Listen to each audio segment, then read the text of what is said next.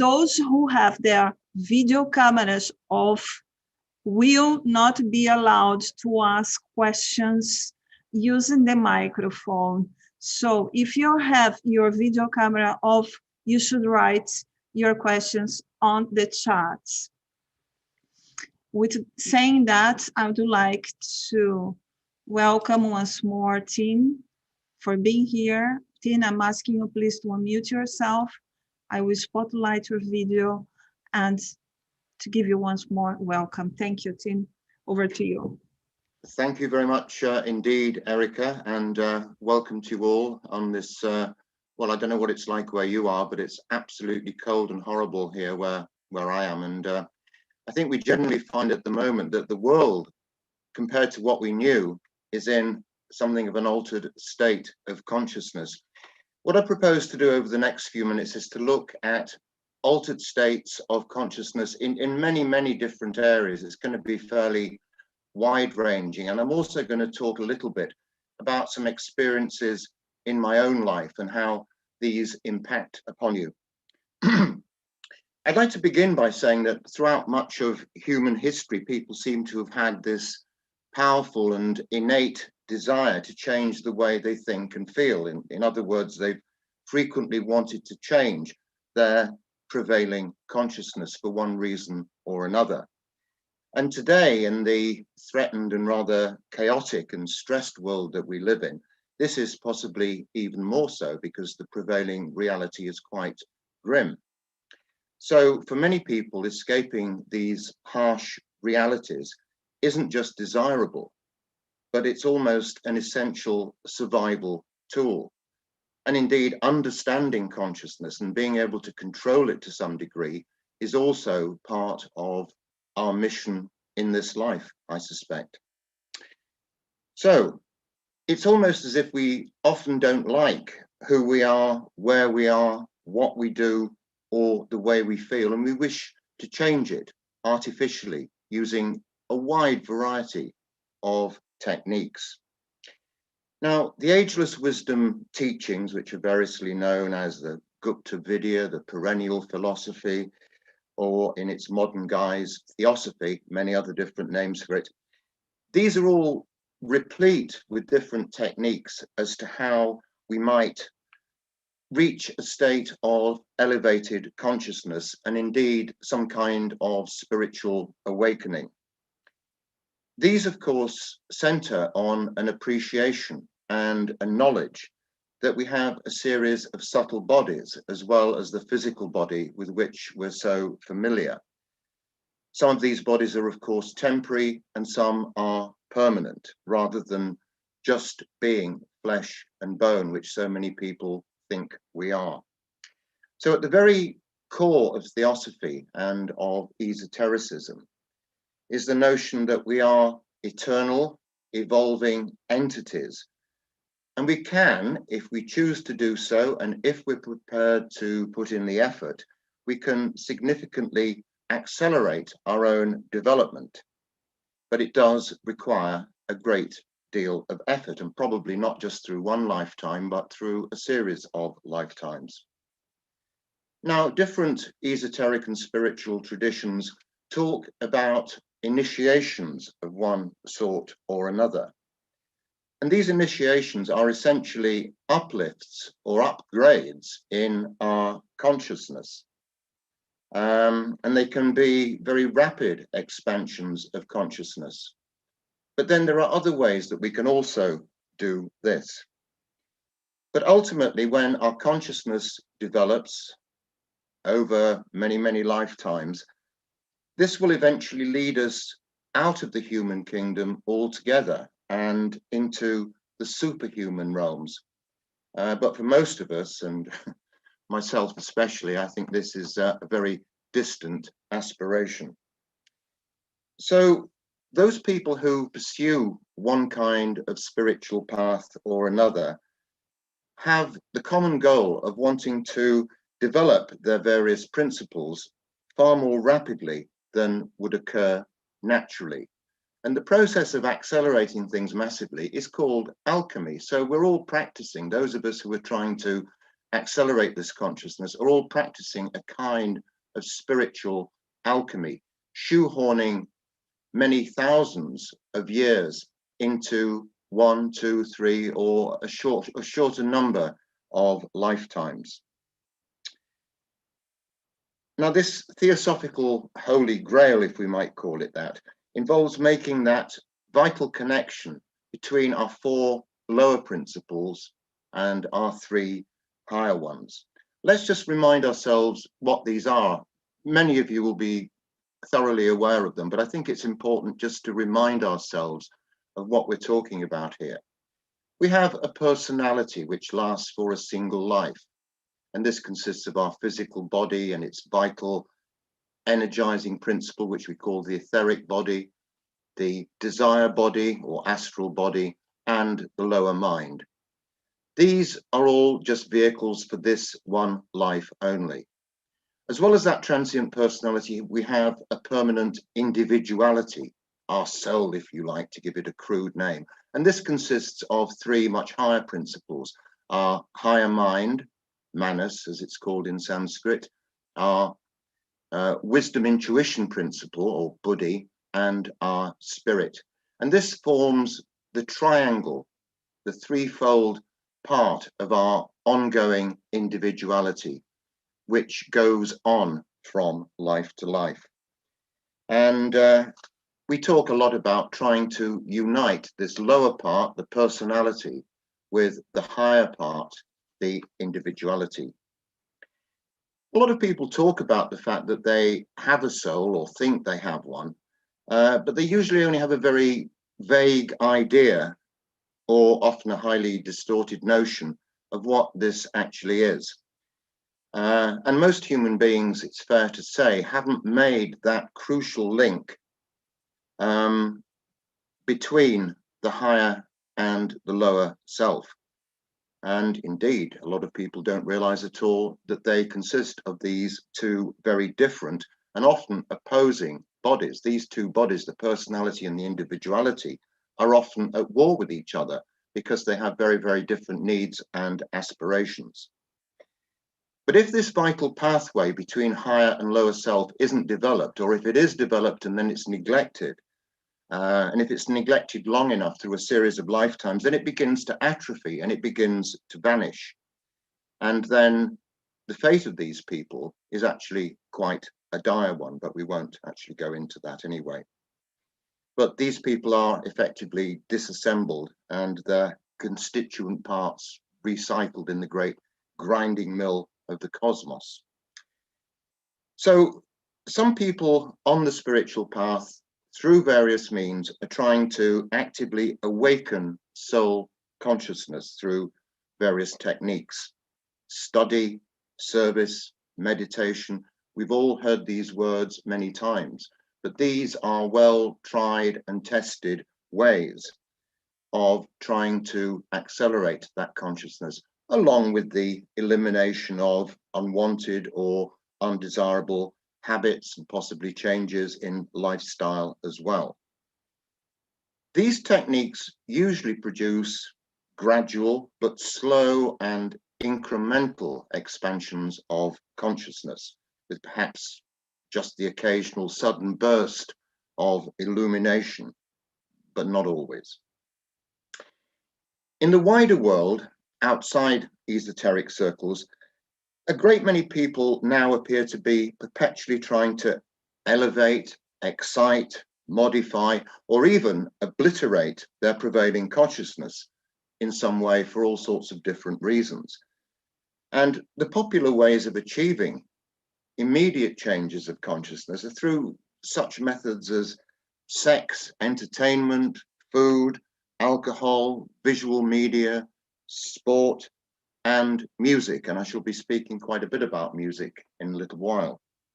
And these are just a few of the things that people generally do to change their mood. If you go to a large political rally or a religious gathering or some other large event, as well as sporting and musical venues, this can have an extremely powerful effect on both the individual and indeed the collective consciousness of those participating in these events. But obviously they vary. Obviously a high mass in a Gothic cathedral is very different to an ill-tempered football match or a concert by the Rolling Stones, but they all do impact upon our consciousness.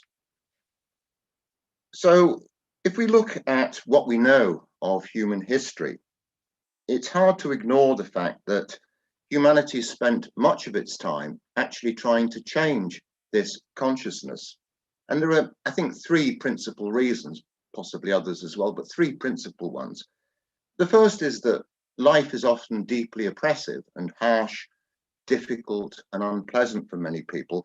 And there's a need to transcend or forget that predominant reality, even if only temporarily. So, for example, in war, entertainment and humor become extremely important because they are ways of uplifting and elevating our consciousness when everything around us is extremely bad. Secondly, there appears to be a deep-seated human imperative for changing consciousness purely for hedonistic or sensual reasons, but also possibly for intellectual reasons as well. We might want to suddenly absorb more information. We might want to accelerate the rate at which we can learn things. And thirdly, for some individuals, there's always this desire to seek an elevated consciousness for spiritual, for religious, or for other transcendental purposes. So people on very different paths in life adopt very different methods for trying to change the consciousness. Now, some of these measures which alter our consciousness can often take exaggerated and very extreme forms, such as war or conquest or conflict, savagery, genocide, torture, and also in some religious traditions, people undergo all sorts of self-mortification. But then there are others, well-tried and tested methods such as chanting and dancing, extreme sports such as climbing mountains or racing fast cars. Humor, as I said, is a very powerful way of changing people's consciousness, and an extremely important one. When people fall in love, their consciousness changes. Indeed, Plato, I think, likened falling in love to being shackled to a mad dog, but I think that's a rather cynical view of it, and I take a rather more benign view than that. But also many people have a permanent state of altered consciousness because of various mental conditions. Many people in the world today are depressed or suffer from anxiety and various other forms of mental stress. Being in certain locations, whether they're in the countryside or somewhere very special or a sacred site, they can also change one's consciousness, as indeed can some sacred buildings, but we'll deal with this later on. These days, many people have near-death experiences because medical treatment means that people are able to be revived in ways that they weren't in the past. People are brought back from the dead and they report very profound spiritual experiences. Sometimes spontaneously or because of some outside stimulus, people have out-of-the-body experiences. And this is something I've been researching very much for my new book. And it's very interesting the way that near-death experiences and out-of-the-body experiences share certain very, very similar characteristics. People describe themselves being out of their body and perhaps looking down on it in some way. They often go down a tube or a tunnel or a passageway of some kind, and they emerge into bright light, where they're met by all sorts of people, maybe family members, religious figures like Jesus or Buddha, or maybe other spiritual advisors. And they're taken into what's usually a very beautiful landscape. There's often wonderful music playing, ineffable music, and they are taken on this journey. But eventually they reach a kind of a barrier. which might be a wall or a stream or some other physical impediment, and they're told they can't go any further. Ah, but I want to stay here, they say. Well, no, you can't. You have to go back. When people have had these kind of experiences, these can have a profound effect upon people, not only their consciousness, but they can also have a very much a healing effect upon people as well. Now, when we talk about altered states of consciousness, one of the things that immediately comes up into most people's minds is the use of legal or illegal drugs and other mind-changing substances, some of which have been used for millennia. In modern times, just as in the past, this is a method of choice for many, whether it be alcohol or cocaine or heroin or tranquilizers or mushrooms or herbs or anything like that. People do this very, very widely. Now, like some of you, I grew up in the 1960s, the time of the counterculture.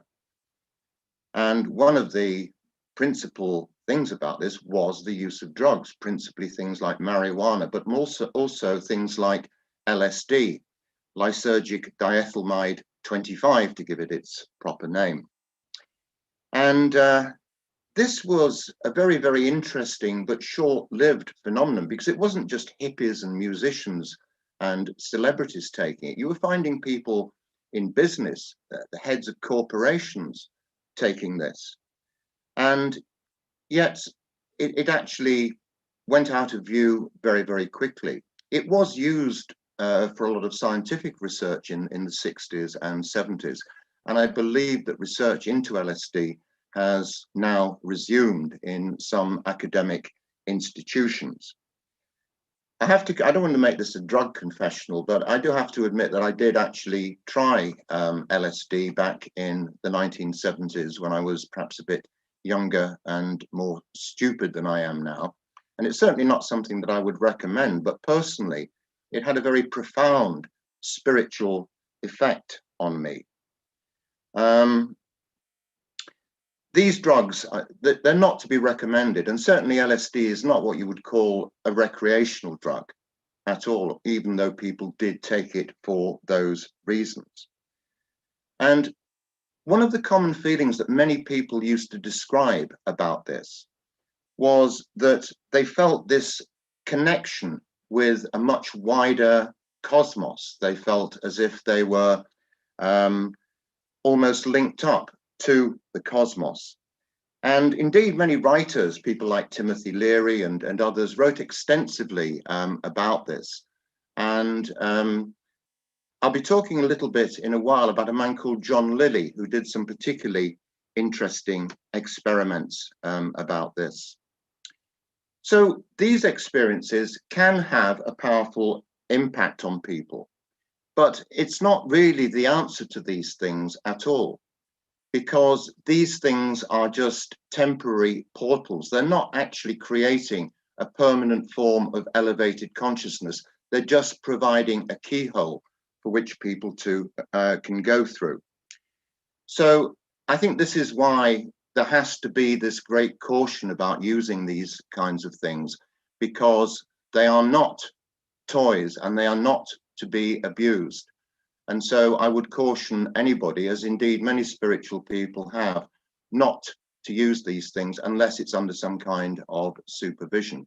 Although having said that, there are traditions where shamans and others, particularly people in South America, have used drugs like ayahuasca or psilocybin mushrooms or mescaline in order to achieve states. But the intention of these people was for spiritual reasons, not for some hedonistic and recreational reason. I'd like to diverge just for a moment now to talk about a couple of other things in my life which have had profoundly transformative effects on my immediate consciousness. And one of the most powerful ones was when I was a journalist covering the war in former Yugoslavia. And this was a terrible, terrible time. It was a completely lawless country. And one day I was traveling with the United Nations in a single vehicle, trying to get to a particular place so that we could film 40,000 refugees who were being housed in chicken farms in this particular place, and we couldn't get through. We were in a place called the Krajina, which was a tiny little spit of land in northern Bosnia. And suddenly, the four of us, there was a cameraman, a driver, a woman from the United Nations, and myself. We came to this checkpoint, which was manned by a bunch of teenage, drunken militia. Now, guns and alcohol and extreme youth can be a very, very fatal combination. And we came to this place and it was just like a wasteland. There were planes embedded in buildings, ruined tanks, and all sorts of other things. And these people turned very awkward with us. They wouldn't let us go through to where we needed to go, and they wouldn't let us go back either. And they kept us sitting in this vehicle for 4 or 5 hours in the boiling August sun. And eventually I said, look, said to one of the men, I have to get out and relieve myself. And he said, if you do, and he pointed a gun at my head, I'm going to shoot you. You have to relieve yourself on the floor of the vehicle. And suddenly, I'd been very frightened about all this, but suddenly all the fear just disappeared. And I felt that I was in the eye of the storm. And I just got out of the vehicle and tried to go behind a wall. And I thought, if this man shoots me, I'm not even going to hear that bullet because the bullet will travel faster than the sound of the bullet. Anyway, I went in, did what I had to do, got back into the vehicle, and they let us go. And about a mile down the road, the fear suddenly came back to me. And I was just plunged back into that reality. And I just realized how close I'd come to being possibly shot.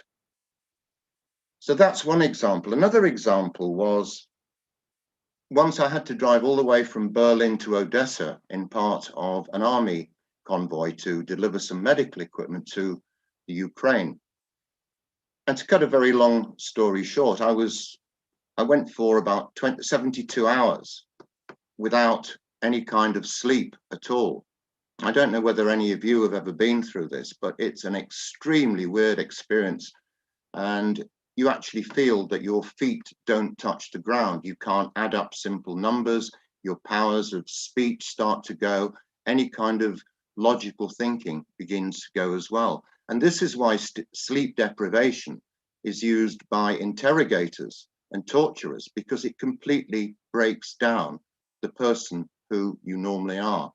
And after this experience of going without sleep for 72 hours, it took me weeks to recover from it. And I think that sleep deprivation can cause actually permanent damage in people, and people who can't sleep properly often suffer from permanent mental problems.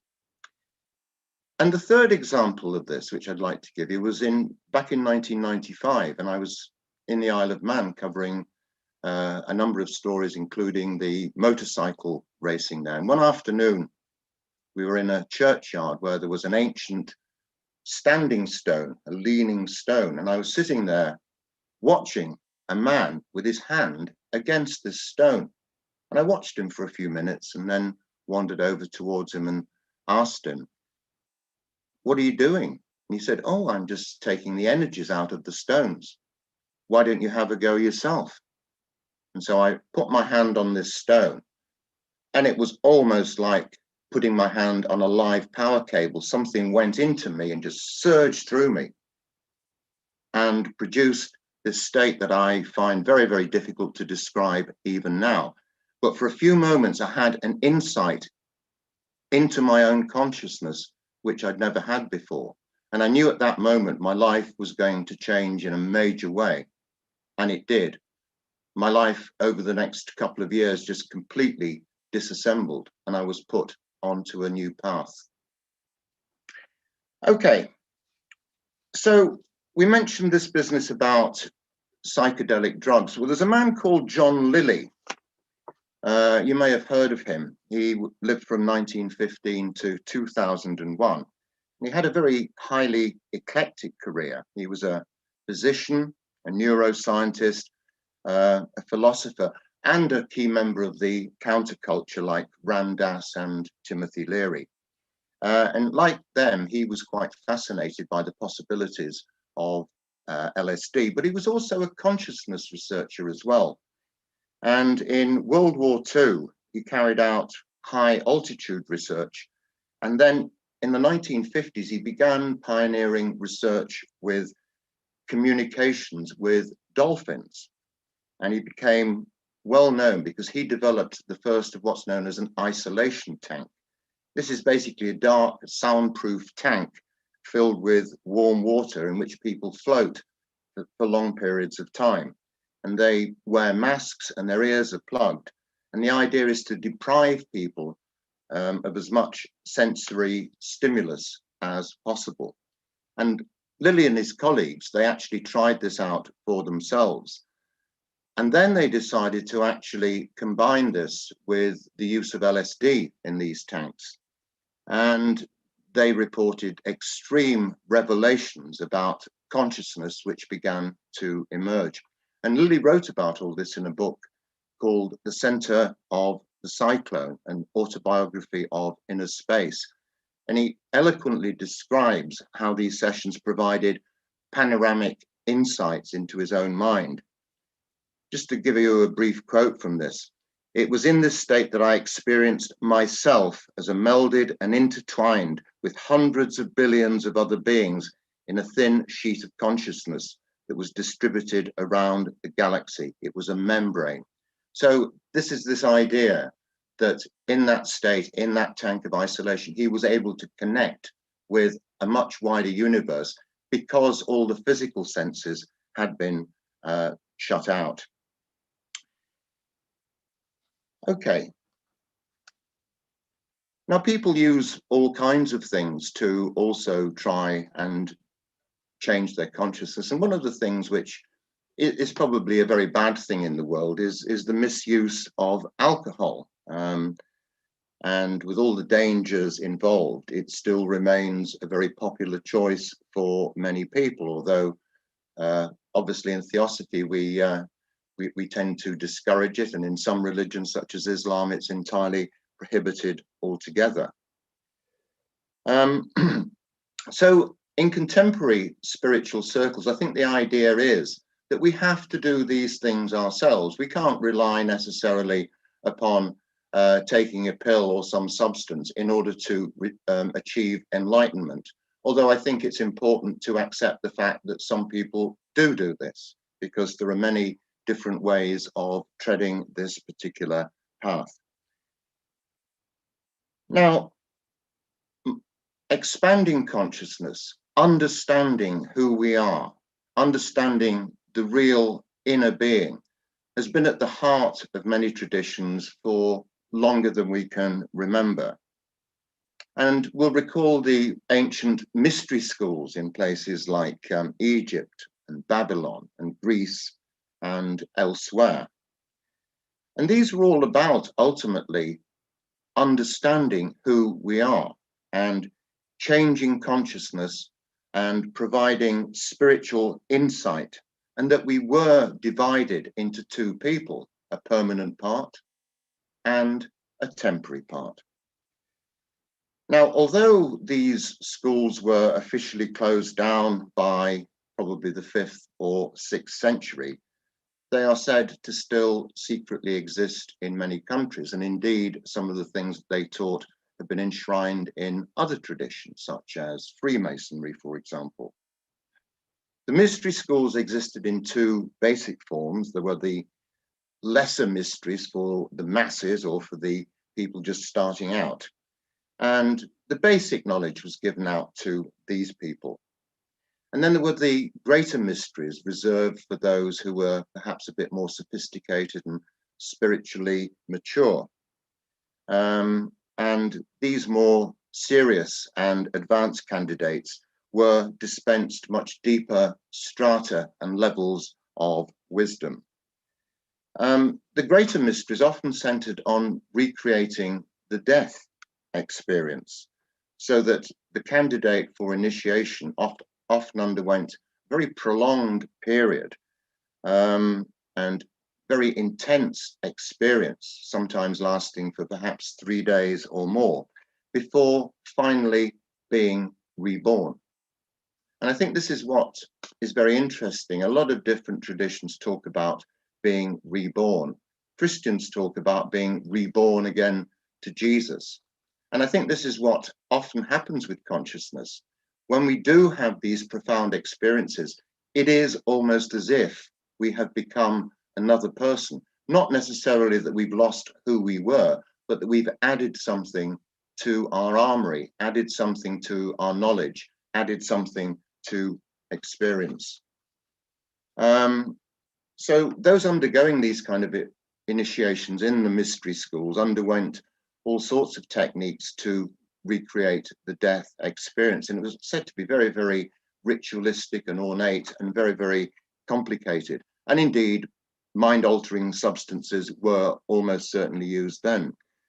And often the candidate would lie in a sarcophagus, in an induced coma of some kind, and then during this experience acquired a much deeper level of knowledge. And the greater mysteries offered secrets which were so powerful that they were jealously guarded amongst the greatest secrecy, and the rituals were kept secret. And those who deliberately, or indeed sometimes accidentally, strayed into the hallowed portals of these places were persecuted, and in some cases they were killed, because this knowledge, it was felt, could not be conveyed to the profane. Now, the yogis of India, and certainly shamans from around the world, also get involved in some very, very heavy duty practices to try and kill off the prevailing consciousness and tap into something higher. I'm thinking here of things like some of the more extreme hatha yoga techniques. And some of the things that they did are absolutely eye-watering in the pain that they would cause, with people wanting to explore their consciousness through almost fasting to the point of starvation, and then various acts of self-harm and self-mortification. There are stories of people hanging themselves from trees with spikes actually cut through the bodies. And there are stories of fakirs lying on beds of nails.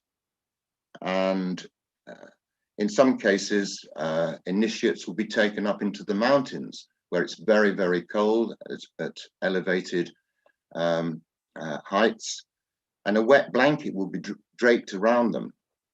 And they had to, through the power of their own minds and bodies, dry that towel out. Now, also, many people in different religions are part of a monastic tradition.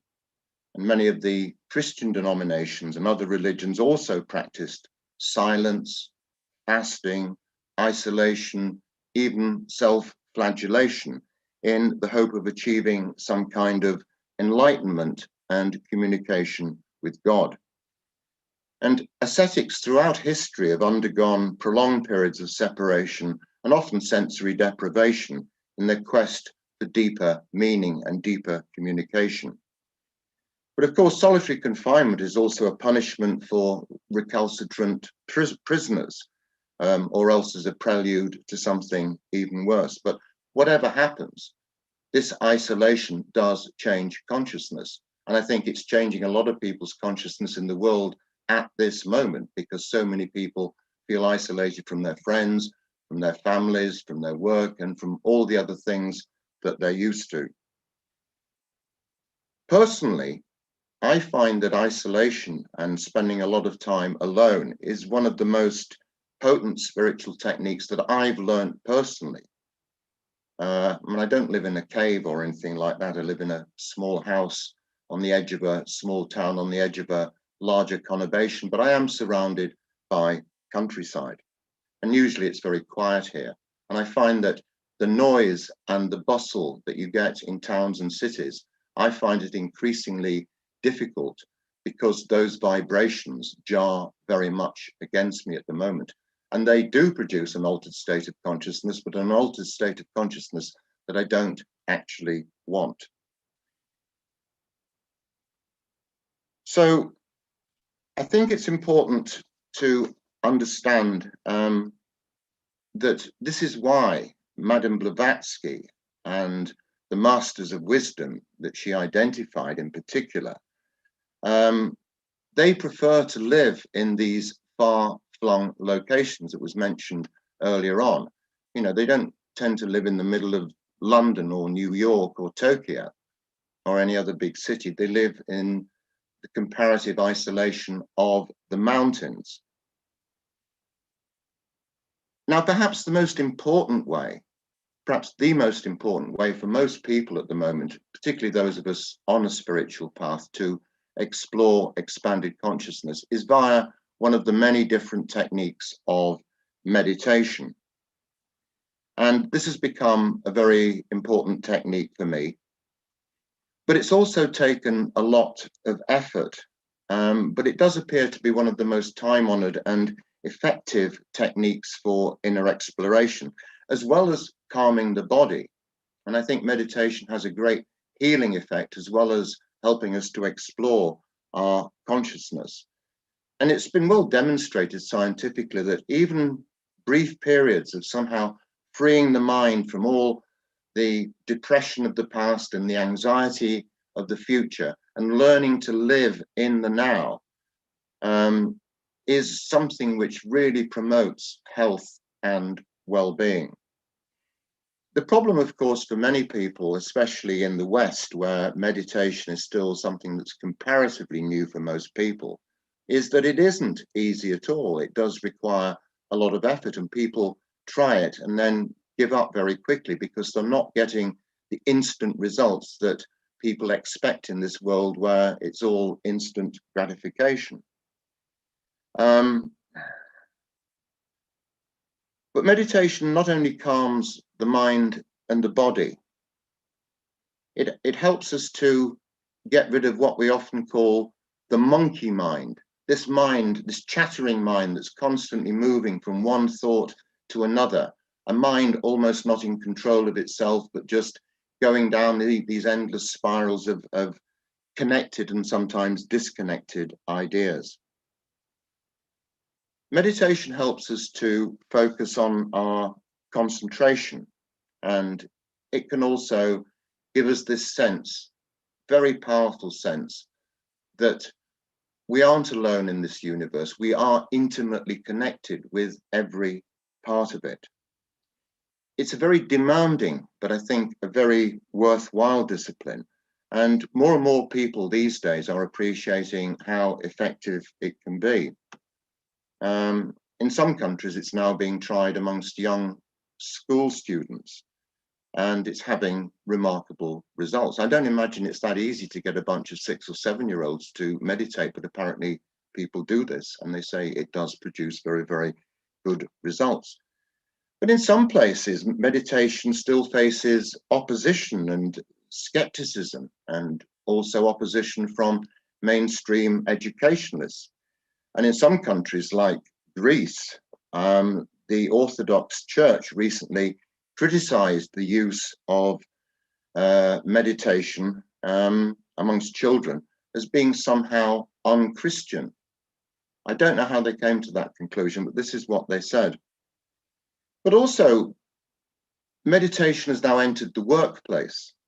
And in some of the more enlightened companies, they actually have meditation sessions or have places where people can go and meditate for a few minutes at lunchtime or in their break. And they often find that when this happens, people become more creative, more productive, more relaxed, suffer less, fewer days off, much better health, and much better relations between the people themselves.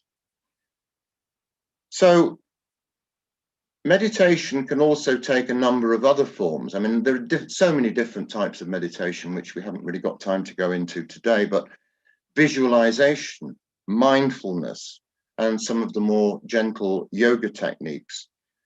I suspect that these will all be eventually practiced on a much wider scale than at present. meditation is still regarded by quite a lot of people as a bit weird and a bit cranky, and it's something that's just preserved for emaciated mystics in the Himalayas. But it has the advantage of being one of the cheapest and most accessible techniques available to us. It doesn't cost anything at all. It just takes patience, dedication, and time, and allowing these things to happen, because all spiritual unfoldment happens incrementally. It's very rare that we get these sudden bursts of enlightenment, which people often want. It's just very, very slow accretion of layers, day after day after day, very, very cumulative.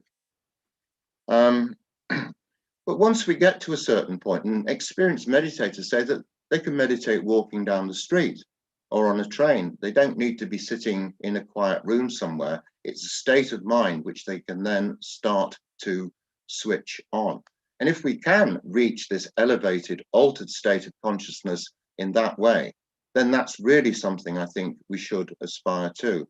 I don't think my own meditation, although it's important to me, I don't think I'm terribly successful at it, but it's certainly worked for me, and it's had very, very beneficial effects on me for my health and well-being. Now, we live in what we call the new age, and there are many different groups practicing all sorts of different techniques. And they have revived often very old techniques for changing our consciousness. Things like chanting and the sacred dance, these all change our moods quite dramatically. And they also change often our perception as well, because as our consciousness changes, as we reach these elevated or altered states, our perception of things and the world and ourselves also changes. Somehow these techniques, dancing, chanting, and similar techniques, they cause us to vibrate in different ways. And so does the prolonged use of mantras as well. They set up a different vibrational energy within our body.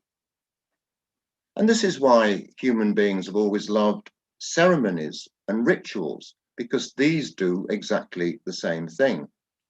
Religions have widely employed sound, color, incense, and sometimes spectacle or dance to create an atmosphere in which another type of consciousness emerges. And it's the same, I suppose, with some forms of ritual and ceremonial magic workings, and also the activities of a Wiccan coven as well. These events also, when done collectively, have a very strong binding effect amongst the participants, and they promote their own form of collective consciousness, for good or for ill. Costumes and regalia also play an important part in these ceremonies and rituals. And I think as we move into this new age of Aquarius, which is governed by the seventh ray of ceremonial order and magic, these will be increasingly used again to promote various kinds of spiritual practices. Place also changes consciousness. A lot of us talk and visit many sacred sites because we believe that these places possess special kinds of energies which we can tap into, which we can attune to, and which then somehow change our consciousness. This is why so many people flock to places like Stonehenge or Machu Picchu or Ayers Rock or the Oracle at Delphi. You sometimes wonder when these places turn into major tourist attractions, whether the energies aren't somehow changed there. But nevertheless, they still have a very potent effect upon people. But I'm not sure about the merits of this kind of mass spiritual tourism, if we might call it that. I'm not sure how desirable that would necessarily be. But the point is that you don't need to travel thousands of miles around the world. Most people live somewhere near a sacred site, and it might not be called a sacred site. It might just be a corner of your garden or a part of the local park or a wood or a stone on an outcrop of rock. You know, it doesn't have to have a plaque on it which says sacred site. It's somewhere that you decide is a sacred site because this place resonates with you for some reason. And we all have these places. And I think going to these places can have a very, very relaxing and rejuvenating effect on us all. Our ancestors have always recognized that some places are very special, and they identified places like mountains and lakes and streams, groves of trees, rock formations, caves, and numerous other features in the landscape, often possessed energies which they could relate to. And of course, they frequently then used these places for sacred, spiritual, or religious purposes.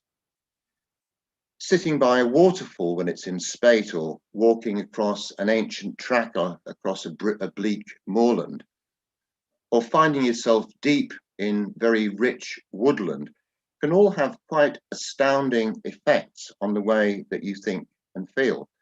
That's if you're conscious enough to comprehend and appreciate what these energies are. But for the last 250 years, since industrialization has crept across the world, human beings in most countries have increasingly migrated from the countryside, where they had a deep connection with the land, into towns and cities where they become much more increasingly divorced from those natural energies. So living in urbanized environments usually damages our connection with the natural world. And so we become dislocated from those very energies that we need to sustain us. Buildings can also have a profound effect on consciousness. I defy anybody, religious or otherwise, to walk into a Gothic cathedral and not marvel at the wonders of the architecture, particularly when it was erected in the 11th and 12th centuries. But it's the same with the temples of Greece, or the monuments in Egypt, or any other ancient civilization. And when you look at these buildings, which were built purely for sacred reasons, and then you look at most of the buildings that we construct today, shopping malls, office blocks, high-rise apartment buildings, sports arenas, the purpose of these is purely for profit. There's nothing sacred about them. And I suspect that the pyramids and many of the other ancient sites will be standing long after our current crop of buildings have been demolished. So now we don't build sacred buildings anymore, by and large, very few.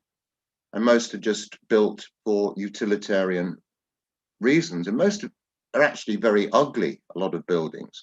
They're usually made of concrete and steel and glass. And I think these have a very, very powerful effect upon our consciousness. Not a good one, but a very detrimental one, because all aesthetic considerations are usually completely absent from these buildings. They are functional. And I think they damage us psychologically, a lot of these buildings. We've all heard of sick building syndrome, where just being in some of these buildings where the air doesn't flow properly, where everything's very angular and impersonal, actually affect us. I'm very interested in the notions of proportion and sacred geometry, and Professor Scott Olson, who was on a few weeks ago, was talking very much about this. This is one of his areas, and his view and mine and the view of others is that if we started putting that sacred proportion back into buildings, it would have a hugely transformative effect upon our consciousness and upon the way that we behave with each other as well. Another very, very powerful, possibly as powerful as meditation, another thing which changes our consciousness and which I'm personally very passionate about, is music. And this is usually regarded as a very, very powerful and mind-altering phenomenon, because music can be very, very uplifting and inspiring. It can also make us very sad. I've just been watching a documentary series about country music, the history of country music, and some of that, it just tears your heart out when you hear about, you know, Uncle Joe getting run over by the truck, and Aunt Annie, you know, dying from this, and unrequited love, and all these other things which are very popular themes in popular music. So music has a very, very powerful effect to alter our mood. Music can even make people violent. You know, there's martial music that they play when people are marching to war. Back in the mid-1970s, there was punk rock, which made young men want to beat each other up on the dance floor and do all sorts of other things like that. So it can have negative effects as well. Music can be a panacea for sadness and loss. A haunting Gregorian chant from a monastery will have a very different effect on you from a rock and roll track or a tango. Schubert evokes very different emotions to the strident saxophone riffs of Charlie Parker or an Indian raga. A Venezuelan folk melody is a world away from a Christian hymn or a military march. But music is very powerful because, as I heard earlier on this afternoon, I never quite thought of it in this way, but I listened to an excellent lecture by a lady called Teresa Keast. Music works on our etheric bodies. It vibrates and sets up vibrational harmonies with them. And this is why it affects us both emotionally and mentally, and indeed physically. I sometimes find if I'm tired and I play some music on my guitar, I feel rejuvenated afterwards.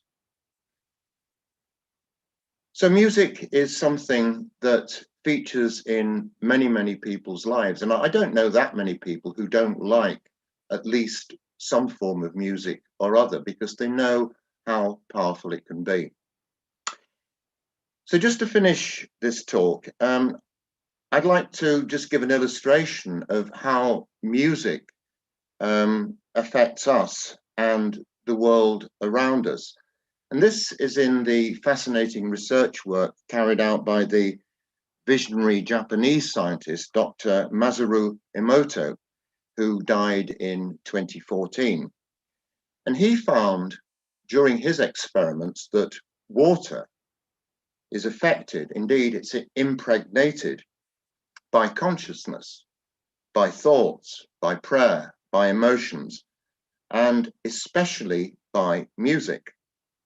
And let's not forget that we as human beings consist of 70% water. So if music affects a glass of water, it's going to affect us as well. So what Dr. Emoto did, he decided to find out how music impacted on water. And he based his research on the fact that every snowflake that has ever existed in the world is never the same. Every single one of them is different. So what he did, he chose 50 different samples of water from different locations, and he froze them to -20 Celsius. And he went on to conduct thousands and thousands of these experiments. And what he found was that, say, the tap water from Tokyo and other big cities refused to crystallize at all. And other polluted water that he tested produced all these deformed and distorted shapes.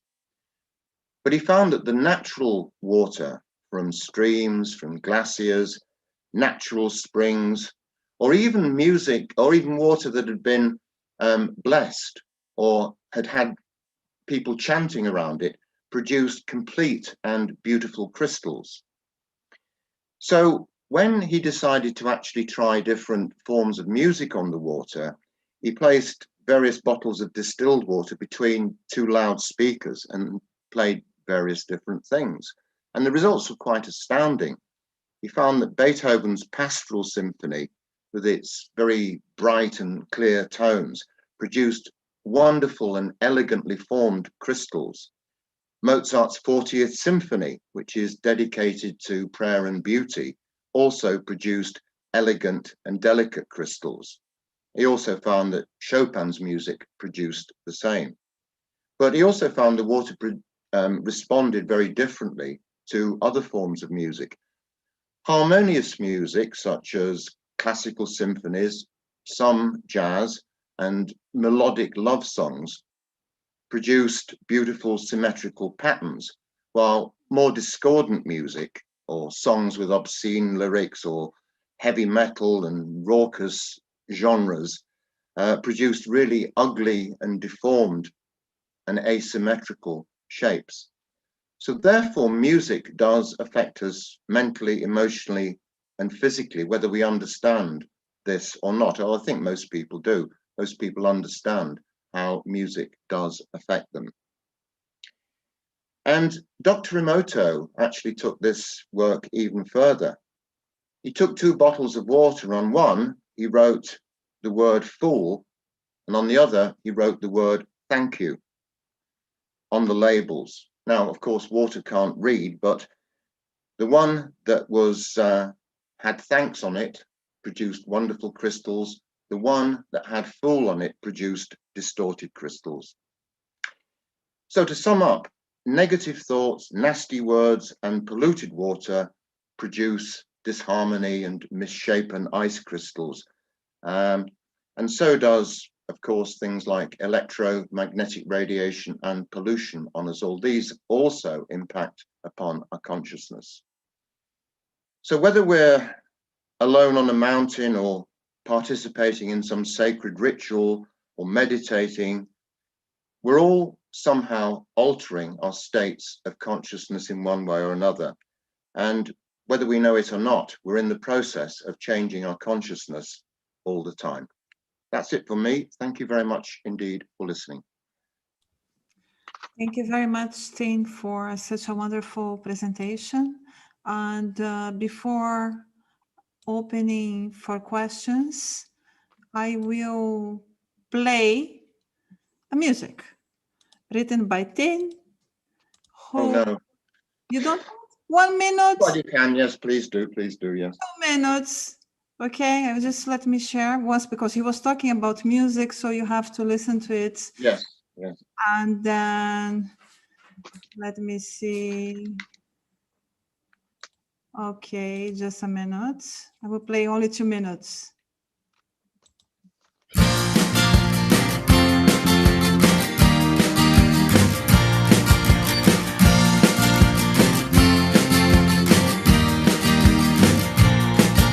I'm restless in nirvana, I'm bored with perfect bliss.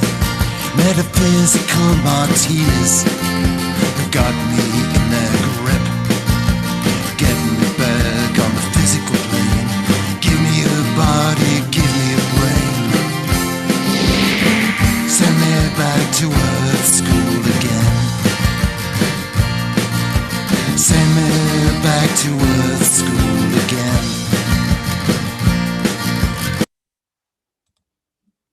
Yeah, that's it. So I'm bored in Nirvana.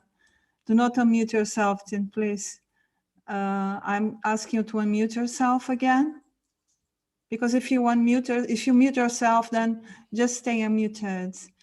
So you were bored in Nirvana.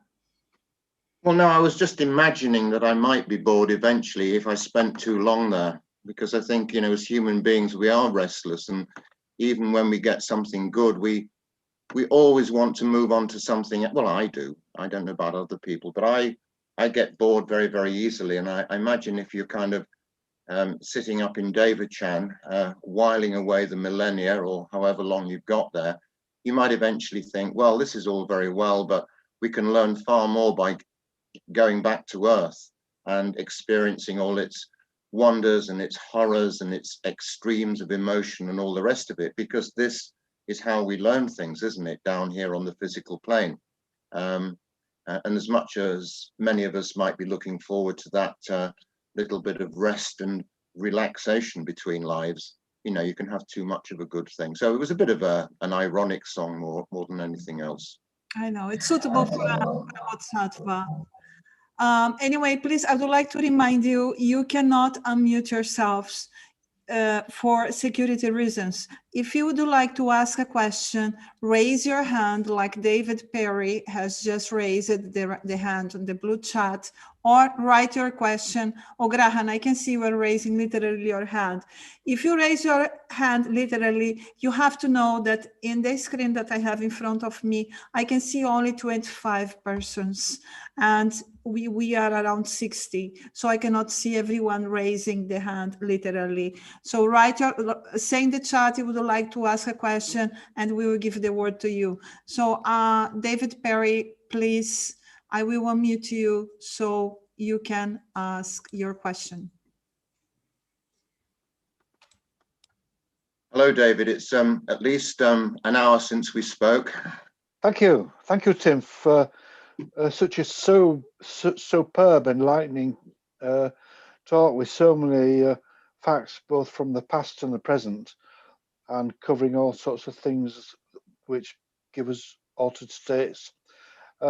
I'd just like to ask a question with regard to drugs that alter states of consciousness prescribed by GPs and psychiatrists and the medical practice for people with mental health problems, maybe only mild ones. What is your view on this issue? Well, I think this is very difficult. My own personal view is that these things are used far too widely, particularly in the West. I read something the other day about how many billion prescriptions of psychoactive drugs are given out in America alone in any one year, and it's horrifying. It's absolutely horrifying. And I do think that while they have their place, I think there are other healing techniques for both physical and mental illnesses which can be much more effective. I do accept the fact that some people are in such a bad place that they probably do need something. But I think really over time, we have to develop much more holistic and natural techniques to address this. We also have to ask the question, David, why are so many people suffering from these various mental maladies? Why is there so much mental distress and illness around? I don't think there's any one single reason for it. But we have to understand why this is happening.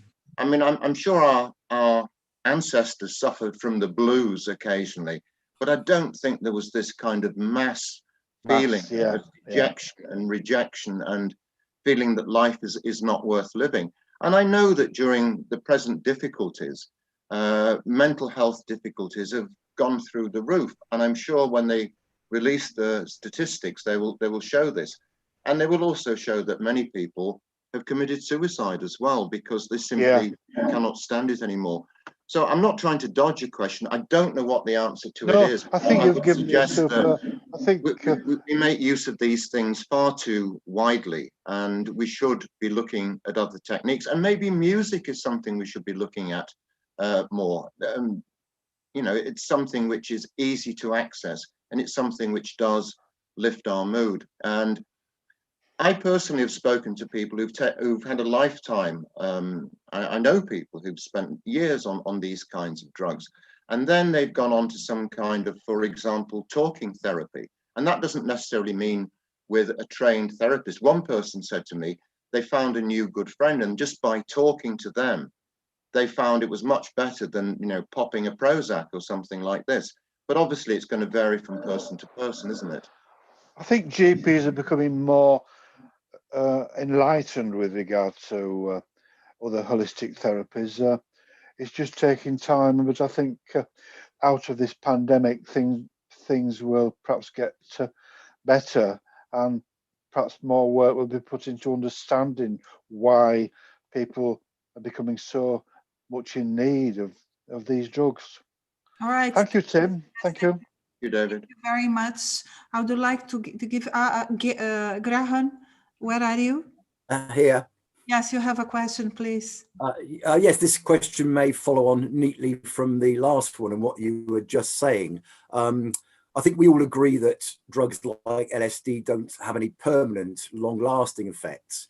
And yet people like Timothy Leary, Ram Dass, John Lilly all started by taking LSD, and then the insights they gained, the experience they had, then led them to go on to a life full of spirituality. And I was just, I mean, it's an idea that I have. It's a bit, seems a bit far-fetched. You say you shouldn't take LSD recreationally, which is probably a good idea. But if we had some kind of state-sponsored therapy program involving LSD, with, you know, monitored by doctors and therapists, it might give people those life-changing experiences, which lead them to go on to a life more in tune with what we've been talking about, or what you've been talking about. Well, I know that in the last decade or so, perhaps 5 years or something like this, they've started doing serious research, I think in London and elsewhere, into LSD again. For many years, it became a completely taboo subject and it wasn't used at all. I guess that, you know, there are some people for whom taking these kind of substances would provide a portal into the other worlds. And indeed, the shamans and the people in South America take things like ayahuasca, which is a mixture of two different substances, one a tree bark and the other, I think, a root.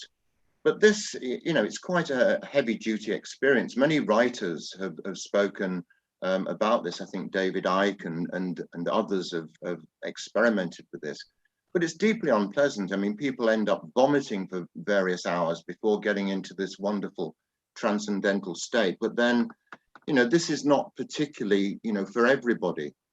So I think my own view, I try and maintain an agnostic point of view as far as this goes.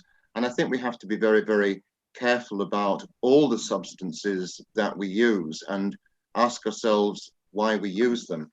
But we've got very, very different views on this. Many people are very anti-drug, not just illegal drugs, but pharmaceutical drugs as well, because they can also produce all kinds of dependencies on people. So, you know, it's a very difficult one to be able to, you know, give any clear-cut answer. I think it's down to a matter of what individual people think. Certainly, it went through a phase in the late 60s and early 70s, but here we are 50 years later in a very, very different world. So I wouldn't really like to say. Right, thank you, thank you. I would like just to emphasize that in the Theosophical system, we try to incentive the notion that we have to change our state of consciousness in a natural way without using any sort of drug. This is very much emphasized in the Theosophical system, and this is just a discussion that we are having here. So in no way, nobody here is suggesting anyone to use any psychedelic.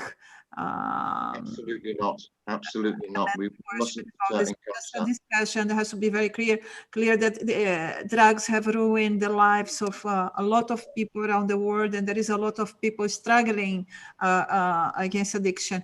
Now, after Michael, I will give the word to Mary. It's wonderful to see you here.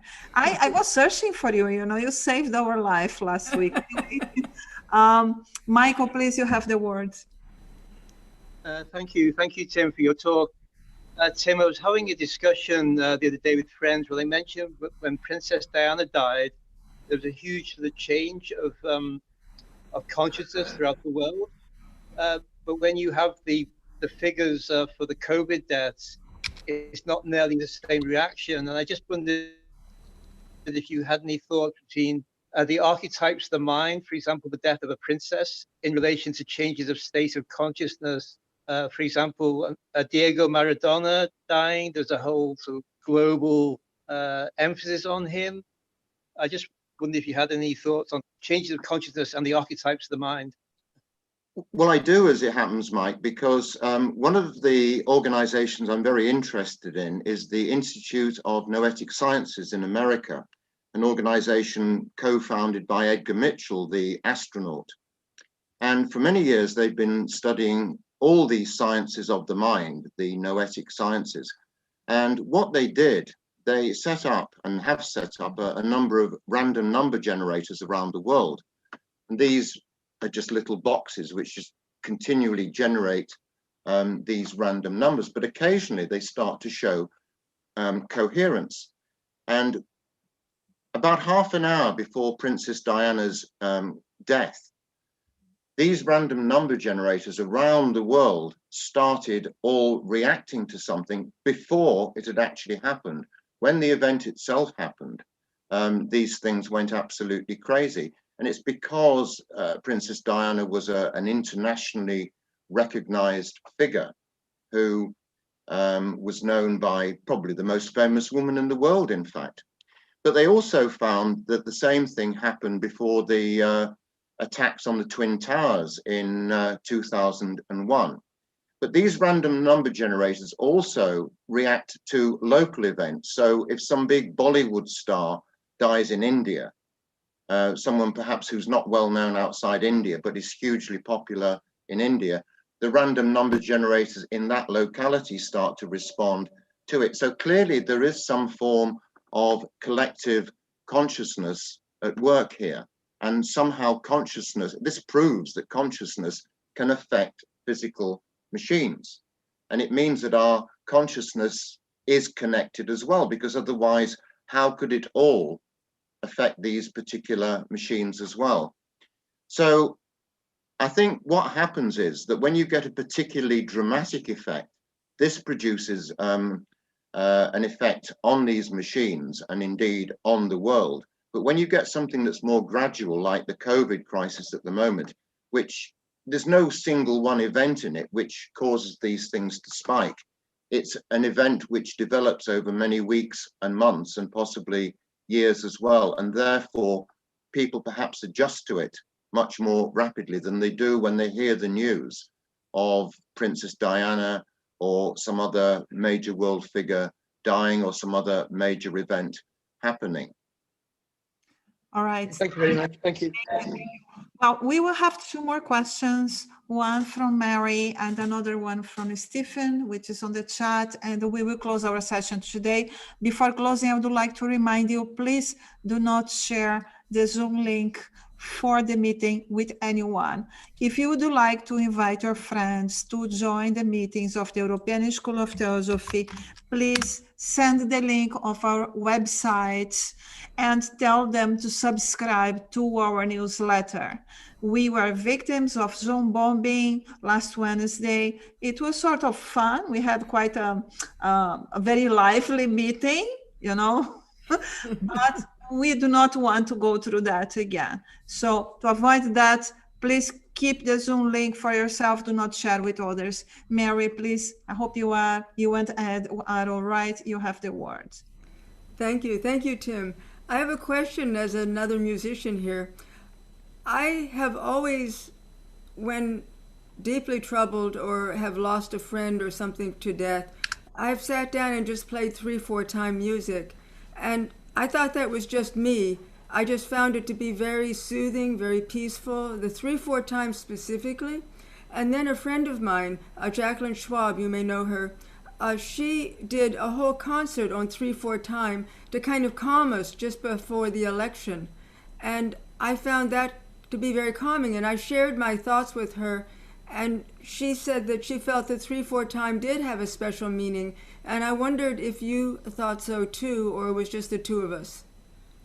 Well, no, I think these things generally work this way, Mary. I mean, it can have, one of the things that I used to do a few years ago in between journalisms, I used to conduct funerals for people, and you'd find that their choice of music was very, very interesting. The choice of music which the deceased had wanted, or if they hadn't wanted, the choice of music that people made was very illuminating. Some people wanted comedy songs, other people wanted something that was very sacred or orchestral, and other people wanted pop music and everything. So I think it's, you know, it's very much an individual thing, but it's quite clear that music impacts on most people, doesn't it, as you were suggesting, and has you know, even people who say, oh, I don't really like music all that much, well, they might not like it, but they do respond to it in some ways. You know, it's impossible not to respond to music because it's vibrational and because it impacts upon our etheric bodies. and therefore we have no choice but to respond to it. It's very difficult to switch it off. If you're walking down a street somewhere, say you're on holiday and you're walking down a street where there's all sorts of cafes, and you hear music being played inside, you get instantly drawn in. Even if the music's not all that good, even if it's a particular musical style you don't necessarily like, you feel drawn in. It's a welcoming, attractive force, which people find. And I think in the future, I was listening to this fantastic lecture this afternoon by Teresa Keast, who I hope might be able to speak for the school at some point. And she was saying very much that music in the future will probably be used much more as a therapeutic tool than it is at the moment. And it will be used also much more widely in end-of-life care and to heal recuperating people. We know music can be very effective in calming down people who are very agitated for one reason or another. I believe they use it with prisoners, but they also can use it as a kind of psychological warfare. I remember years ago, I was covering a prison riot in Britain, and this prison, well, the prisoners took over the jail and they held it for 30 days. And one of the ways they eventually got them out was by playing really awful, cheesy pop songs at 3 o'clock in the morning so they couldn't sleep. And after 3 nights of this, they all just surrendered and said, look, we've had enough, you know, please go away. We'll go back to jail and be good boys now. Yeah, the march music, you know, for military is usually 4/4. And the other thing I noticed is that when you did your little, well, when Erica played your piece of music, it was the 1-4-5-1 chord progression. And I found that to be very invigorating. So I think that there's something very special about the types of music. And we label these things as pop and rock and classical and Baroque. But I think that there's something very special in the time signatures and the specific chord progressions as well, that makes it have different effects on us. Yes, because apparently different notes correspond to different chakras in the etheric body. For example, I learned this afternoon that the heart corresponds to the note D.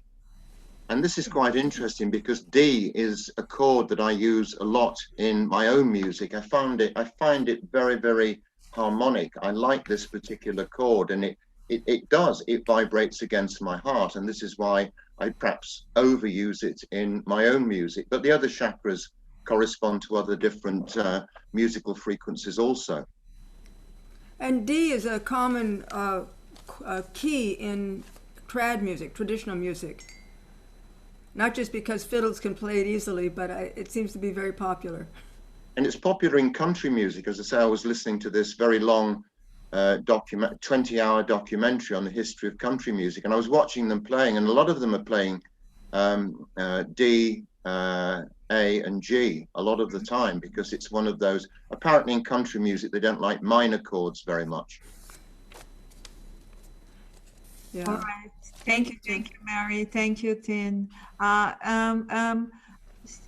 Stephen, I have given Tim's email, so you can contact him to share the article you wish to share. I have sent you his email. Someone wishes to share an article with you, Tim. Stephen, Courage, yeah? Courage, you have the word, please. Thank you. Tim, well, first of all, thank you for a very good and insightful lecture. I was wondering about talking about rituals. I was thinking of baptism, how baptism is in several religions a common ritual, and it is I think to me it's like an initiation, and not just like they do nowadays, a drop of water on your forehead. But when I think of older situations, like people who really are pushed into the water of a river and held down for a few whatever seconds or minutes, it seemed to me that this is like artificial near-death experience they were provoking. What do you think of that? Well, I'm sure that if you're being held under the water by some 100-kilo preacher and you're only a young person, it must be almost like a near-death experience. And certainly I'm sure that probably health and safety legislation prevents that sort of thing going on in any major way at the moment. But clearly baptism is something that's very important, as well as conducting funerals. About 10 years ago, I went through a brief period of doing naming ceremonies for people who wanted something for their children, but who weren't Christian or religious in any way. And, you know, this is a very important ritual because it's almost like you're launching someone on life. And yet now in the UK, I don't know about other countries, but it's often now, because people don't go to church very much, often children never have a baptism and they don't even have a naming ceremony either. And maybe this is something that we're depriving them of, and maybe we need to find new ways that we can celebrate this for people who are not religious or not spiritual, to mark this very, very important point in a child's life. But yes, it's I think the baptism also, I mean, obviously the child is probably, if it is of a child, the child is too young to realize what's going on, but it's very important for the parents because it's almost like that is wrapping up and in some way realizing the end of the process by which that child has been born. It's a formal way of inviting that child into the world and into life. So perhaps it's something that we have neglected very much in the past, but I suspect in the future, as we start to develop spiritual rituals and techniques in a much more sophisticated way, this will become something quite important, I imagine.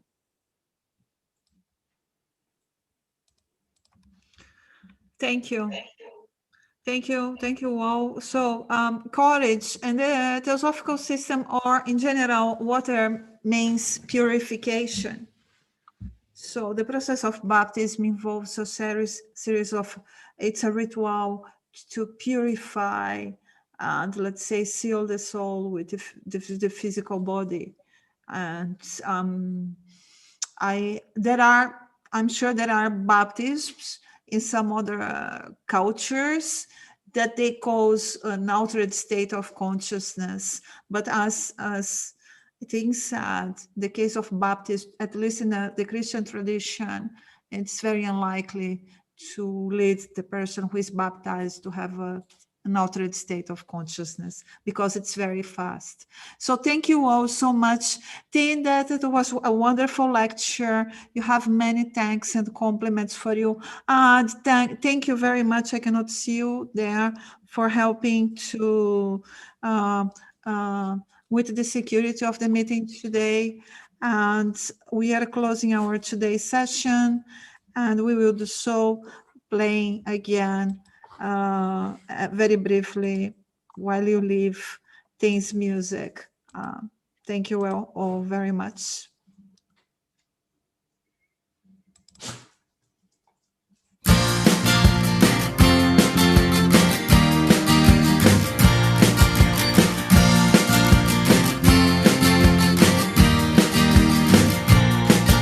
I'm restless in nirvana.